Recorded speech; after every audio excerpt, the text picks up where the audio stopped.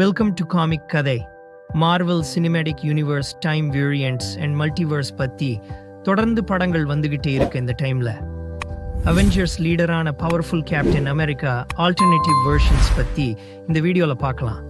இது எங்களோட லிஸ்ட்டு தான். உங்களுக்கு பிடிச்ச லிஸ்ட்டு என்ன அப்படின்னு கமெண்ட்டில் சொல்லுங்கள். இப்போ வாங்க வீடியோக்குள்ளே போகலாம். நம்ம 5ஆவதாக பார்க்க போகிறது வேம்பயர் கேப்டன் அமெரிக்கா தான். கேப்டன் அமெரிக்காவின் அதிர்ச்சியூட்டும் இந்த ஸ்டோரி காமிக் புக் படிக்காதவங்க கேள்விப்பட்டிருக்க வாய்ப்பில்லை. வாம்பயர் கேப்டன் அமெரிக்கா எர்த் 3931 இல் நடைபெறும். கேப்டன் அமெரிக்கா இந்த ஸ்டோரி அவெஞ்சர்ஸ் டீமில் ஒரு பகுதியாக இருந்தது. அவர்கள் ப்ரோன் இரத்தத்தால் பாதிக்கப்பட்டு வெம்பயராக மாற்றப்பட்டனர். இந்த பூமியில் எக்ஸைல்ஸ் வந்து கேப்பின் உலகத்தை மீட்டெடுக்க முயன்றனர். ஆனால் அவரும் மற்ற அவெஞ்சர்ஸ் இரத்த வெறியும் அவர்களை விட அதிகமாகி அவர்கள் தாக்கி சன்ஃபயரை ஒரு காட்டேரியாக மாற்றினர். மிமிக் உல்வரின் நகங்களை பயன்படுத்தி கேப்பின் தலையை வெட்டுவார். பின்னர் குணப்படுத்தப்பட்ட சன்ஃபயர் அவற்றை அழித்துவிடும்.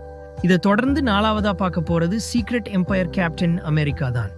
சமீபத்திய வருஷங்களில் வெளிவந்த கேப்டன் அமெரிக்காவின் மிகப்பெரிய மற்றும் சக்தி வாய்ந்த ஸ்டோரிகளில் ஒன்று சீக்ரெட் எம்பயர் கேப்டன் அமெரிக்காவை தவிர வேறில்லை.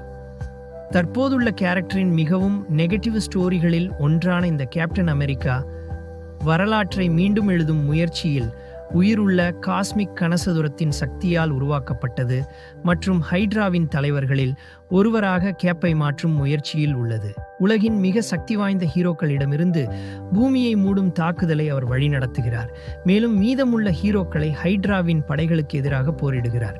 இதை தொடர்ந்து 3ஆவதா பார்க்க போறது சாம் வில்சன் தான். கேப்டன் அமெரிக்காவின் 3வது பவர்ஃபுல் எடிஷன் சாம் வில்சன் முன்பு ஹீரோ பால்கன் என்று அழைக்கப்பட்டார். ஸ்டீவ் ராட்ஜர்ஸின் கூட்டாளியாக இருந்தவர்.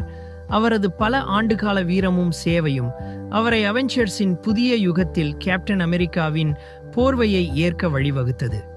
ஜேன் ஃபாஸ்டரின் தார் மற்றும் ஸ்பைடர்மேன் போன்ற ஹீரோக்களுடன் இணைந்து பணியாற்றிய சாம் வில்சன் ஹீரோவாக இருந்த காலத்தில் தனது வீரத்தையும் தலைமைத்துவ திறனையும் வெளிப்படுத்தி தனது தகுதியை 10 மடங்கு அதிகமாக நிரூபித்தார். இதை தொடர்ந்து 2ஆவதா பார்க்க போறது MCU கேப்டன் அமெரிக்கா தான். மல்டிவர்ஸ் முழுவதும் கேப்டன் அமெரிக்காஸ் வரிசையில் 2வது பவர்ஃபுல் ஹீரோ MCU இன் ஸ்டீவ் ராட்ஜர்ஸ் தான். கிறிஸ் எவன்ஸ் நடித்த இந்த கேப்டன் அமெரிக்கா 2ஆம் உலகப் போரின் கொடூரங்களை கண்டார்.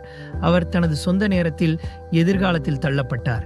மேலும் ஊழல் நிறைந்த அரசாங்க அமைப்புகள், வேற்றுகிரகவாசிகள், ரோபோக்கள் மற்றும் உலகின் முடிவுக்கு எதிராக போராடும் நவீன கால ஹீரோவாக மாற வேண்டிய கட்டாயம் ஏற்பட்டது.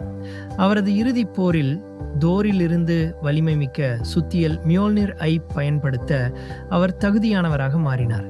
மேலும் தானோஸ் தி மேட் டைட்டனுடன் கால் முதல் கால் வரை சண்டையிட்டார். கிட்டத்தட்ட அவரை போரில் தோற்கடித்தார்.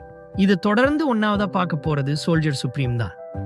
மல்டிவர்ஸில் இருக்கிற கேப்டன் அமெரிக்காவின் மிகவும் ஓவர் பவர்ஃபுல் எடிஷன் வேற யாருமல்ல, இன்ஃபினிட்டி வார்ப்ஸ் பிரபஞ்சத்தில் இருக்கும் ஹீரோவின் எடிஷனான சோல்ஜர் சுப்ரீம்.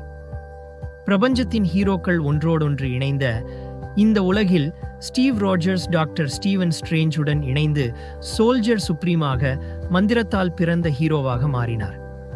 சோர்சரர் சுப்ரீம் என்ற தனது போர்வையை பயன்படுத்தி 2ஆம் உலகப் போரில் சோல்ஜர் சுப்ரீம் சண்டையிட்டார்.